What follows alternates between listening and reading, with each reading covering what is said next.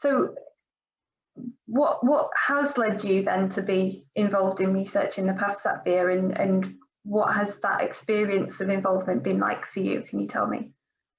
Yeah, I mean, I think we've kind of acknowledged it already. Sadly, like many who get involved in this kind of thing, it's driven, unfortunately, through previous negative experiences. And I'm really hoping that more people will emerge eventually coming from positive experiences. But it is, I didn't quite like that, so I want to make a change. So, I was fortunate. I've done some work with the Royal College of Psychiatrists, looking at services again, around specifically improving services for those who self-harm.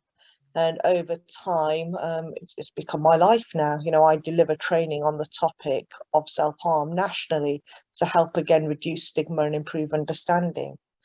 But I think one of the big things is to make change, you have to be heard. 15 odd years ago, when I got involved in this, being heard, and this is no disrespect to the services who had me involved, was more so a presentational, sitting around a table and you're just in a corner. And it was almost, like I said earlier, a tick box. Whereas now it isn't, I know from my experience at Fresh Start, that is not the case. People are actively being heard, your opinion is counted, you matter. And whether that's by filling out a survey online, or via the post, or having a chat on the telephone, or attending one of the groups, focus groups, or simply sharing a tweet, or another social media post, your voice is actively being heard, and it's leading to that change in services, or at least for now, shaping the interventions and improving the research. It's great to hear that it does feel like that is changing for the better. Really is. Yeah, I think it is. There's obviously always going to be hurdles. I've faced my own hurdles. I'm Asian. Within the Asian community, people don't really speak out. I was initially, there was backlash when I first started talking about my mental health, right from my family to the wider community. It was seen as shame, bringing shame upon the family, and dishonourable. And people weren't impressed about me opening up and talking about mental ill health, self-harm and suicidal thoughts. Also, there's a massive lack of understanding within the community, within the family. It was easier to believe it was things like black magic than actual illness. It was seen as shameful, and it still is, sadly, to a degree in some places in the UK and in certain communities. It's shameful and dishonourable to talk to somebody about your emotions. You're seen as openly sharing the dirt of the family, and this should be kept in, especially if it was someone who was not of your culture, i.e. your therapist might have been white, for example, and I'm Asian, so that's again sharing information. But then there could be the fear, if I was talking to someone from my own culture, that would be shared. And I've battled against that because I'm a little bit rebellious, and I know I'm a little bit different, but there's a lot of people who are fighting with that daily and not accessing the support, or when they do, they're hiding it.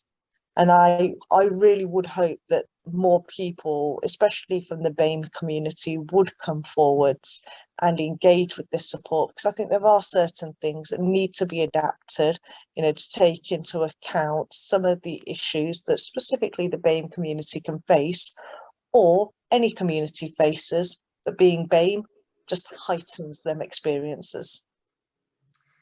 Absolutely, and this is the most important issue that we wanted to talk about today. Really, was there's so many things to unpick with the issue of trying to get more involvement of people from ethnically diverse groups into research, especially mental health.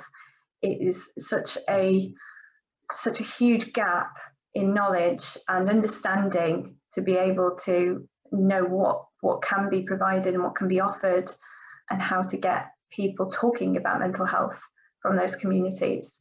I mean, just to start with, what would you say to somebody if they were thinking about reaching out to services, or maybe getting involved in research and sharing their experiences, if they were worried for any reason because of maybe the issues that you've talked about?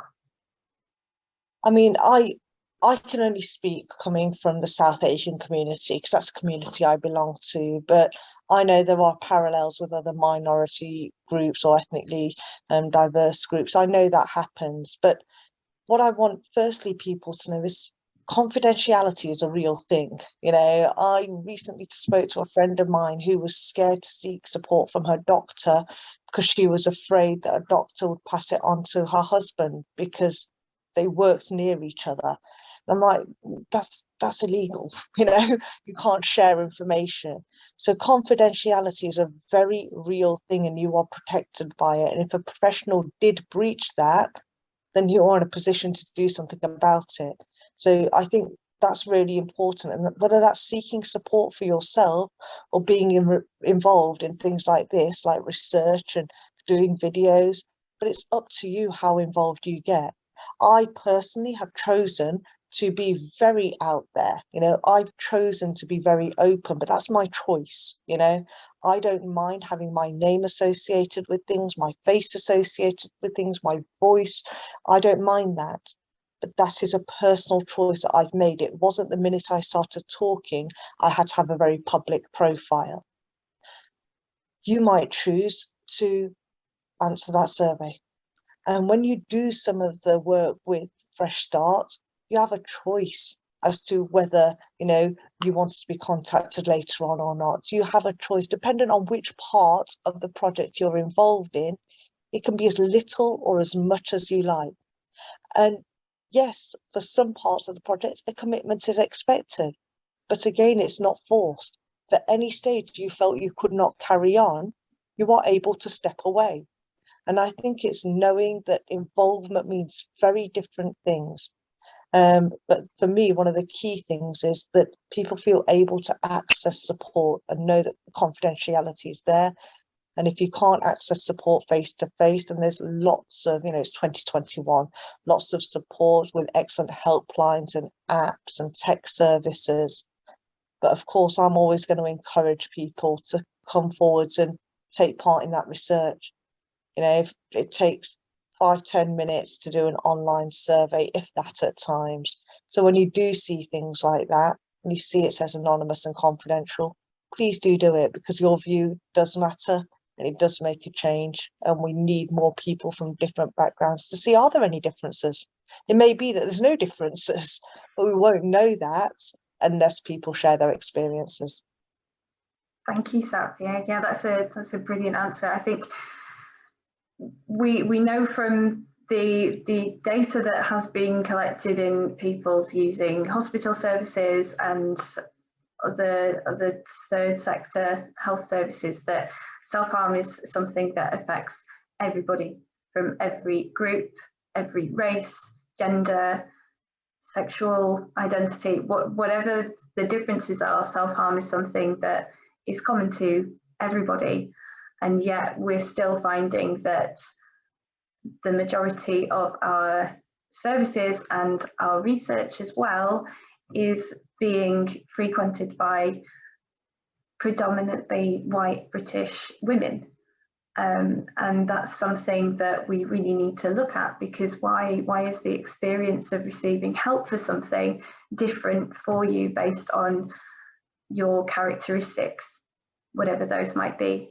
And it's not, I've mentioned this before, but it's not good enough for us as researchers to just say, okay, well, those people are, and I use a term that I hate, hard to reach. So we're going to just put them in a different group. Hard to reach is something that's very lazy and very easy to say, and doesn't help to change things at all for the better for people that are being underserved. No, and I totally agree. You know, I don't like to be deemed as hard to reach. But I think, sadly, I won't lie, I think this is much wider than the Fresh Start project, you know. But obviously, if you're watching this, listening to this, and you have self-harm, do see if there's a way that you can get involved with this project to whatever degree. But I think it's much wider that if you're listening to this and you're falling into the hard to reach group just by your characteristics, but you work in a setting where there's more individuals from ethnically diverse backgrounds or minority ethnic groups, whatever the phrase we're using, maybe start raising awareness about mental ill health. If you're in a religious setting, do days where we talk about mental health, mental illness, encourage people to have that conversation. Because if the conversation is not being had, the shame continues and people are much more fearful to seek support and open up. I mean, over the years, we've done great campaigns for the men in the UK to encourage them to come forward and seek support about their mental health. Over the last 5 years, how many documentaries have we seen on men's mental health? People struggling. 76% of suicides are men, so it's a targeted group. It's like we need to reduce this statistic. Well, there are a lot of people who are self-harming, suicidal, struggling with their mental health from ethnically diverse groups, minority groups. I think we need to do more work as a nation targeting these groups. I fit into one of them groups. I don't hear my mum talking about temples doing talks on mental illness. I've been involved in a few, but they're few and far between. You know, we need to have more conversations within these communities, but often they have to be community led. If, no disrespect, Cara, but if you came in and did it, it wouldn't be heard as much as someone from the relevant background attending. So I think a lot more needs to be done to reduce the stigma in these groups and improve education and understanding. Otherwise, what's going to remain is hard to reach groups. Oh, okay, especially BME groups will do a leaflet in a different language, and that's seen as ticking the box. But when you're coming to second, third, fourth generation, that's not necessarily what's required. It doesn't need a different language. It needs the breakdown of the shame, of the stigma, the fear. Add to that, you know, sexuality, gender identity, disability. It just gets harder and harder sometimes to come forward and talk. But all I can say is that the Fresh Start Project, we're not discriminating, not that any other project is. We want to encourage people to come forwards. And like I said, it's confidential. You know, you do not have to share to the level that I'm sharing now at all, if at all, but it's there to help and support you if you are self-harming. And we're really so appreciative of everybody who, like yourself, steps forward and puts themselves in that spotlight. It's a huge undertaking, and it's not without its challenges, I'm sure. No, I mean, you know, some people will face challenges, but I think the biggest challenge is overcoming the fear yourself, you know. And the great thing about the Fresh Start Project again is, you know, people are available to speak to. At the bottom it says if you've got any questions, you know, the team are contactable, and I think that's really important as well. If you're thinking, oh, I'm not too sure, I would like to fill out this survey, it tells me it's confidential and anonymous, but oh, you know, I've got to put in my email, what's it going to be used for? You can contact the Central Project team, you know, and they can reassure you and support you. That's important. It shouldn't be, if you're considering partaking in this project and you're a little bit hesitant, you know, please know support is available. You know, we've got a website, all the information's there, you know, on social media, the links will take you to further details. And if you're thinking, actually, I'm not quite ready yet, then share that post because somebody else might be ready, you know, like the post, retweet it, you know, please do share the information. And if you feel no, because then I might think people will think it's me, that's absolutely fine as well. But do be assured that, you know, people are out there trying to make a change and improve services. And we would love to have your involvement if this applies to you. Absolutely. And we can't change anything unless we find out from people who are really living in that experience what's important to them and what they need us to know and what questions we need to ask.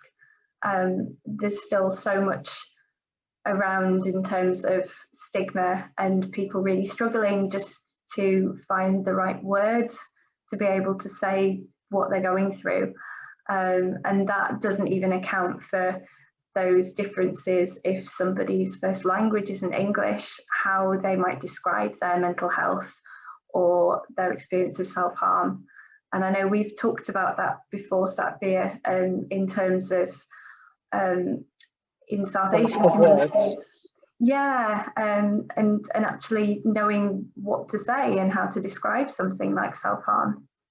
Yeah, and like earlier I said, it's a flippant comment that often it's, oh, we'll do a fact sheet in a different language, and that's ticking the box.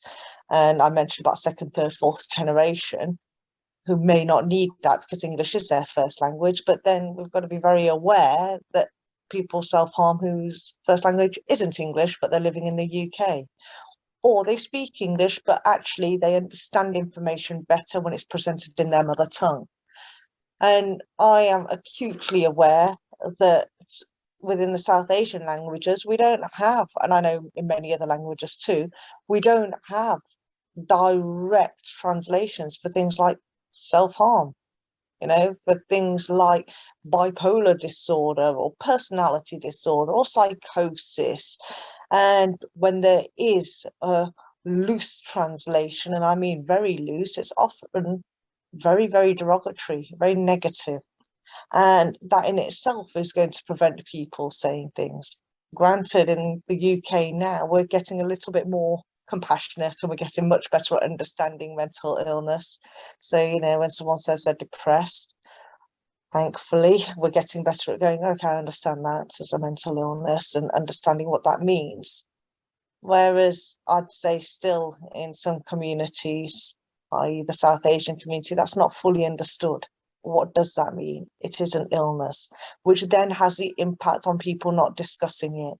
Or if they go to the doctors and they're giving medication, some people will need it, being told to avoid it by wider family members because it's seen as negative and weak, or you don't quite know what's in it, and don't go to the therapy, you don't want to share information. And sadly, we know waiting lists can be long. By the time the therapy arrives, they might be talked out of going to it and find themselves in crisis again. So there's a lot of issues out there. Fresh Start won't be able to resolve them all. However, more people who engage with the project from ethnically diverse backgrounds and minority groups, the more information we can gather. And then going forwards, it can be, okay, any other project we do, we need to be aware of this and this and this, and look at how to build upon that. And eventually one day, hopefully, we'll have services that everybody and anybody can access with ease, whichever language they want, in whichever format. Yeah. But start somewhere. Definitely. And I think that there's a new buzzword around culturally appropriate services or therapy. And what does that actually look like? Because culturally appropriate to who and to what group? It's going to be very difficult overnight to suddenly introduce therapists from every different ethnic group that can serve members of their own community. And like you said before, that could be a barrier for some people actually going to a service and speaking to somebody from the same community as them. So there is a lot for us to be able to unpick there, and we're not going to achieve it with our 5-year project. It's going to take a long time getting people working in those roles and getting training for staff so that they do know how to address somebody's needs if they're different to their own. But we do need to start somewhere. No, definitely. And I think, like you said, culturally appropriate, what does that mean? Different things to different people. I think for me, it's more so cultural awareness and understanding of how someone's race, religion, culture, etc. may be impacting upon their presenting issues. Because what you and I, Cara, may be going through on paper might be exactly the same, but me coming from the background I do, my way of what's stopping me from accessing support of my very characteristics, and then cultural barriers, and having an awareness of that might help me. And you don't necessarily have to be from a South Asian background to do that. But at the same time, you might get people who want to speak to someone from their own background, who want to have a therapist who can speak their mother tongue. But again, we don't know what is required, we can only assume unless people come forward and tell us. I mean, it's even beneficial to know why you don't want to be part of this research, you know, what's holding you back. You know, that could be a really good thing to know, because I'm one person and I'm just going from my experiences, personal and those around me that I know of. But everyone's going to have very different experiences. But again, if you can, please do get involved in this project, because it's so important. And there aren't any projects that are doing anything like this. And hopefully this will make a big difference to people's lives going forwards. I think that's the other thing to remember about research as well. It may not make a direct difference to my experiences. I'm not doing it to make a difference to my personal experiences. I'm doing it and trying to be involved in it as much as I can to make a difference to those going forwards. Just because my experience is bad doesn't mean everybody else's has to be.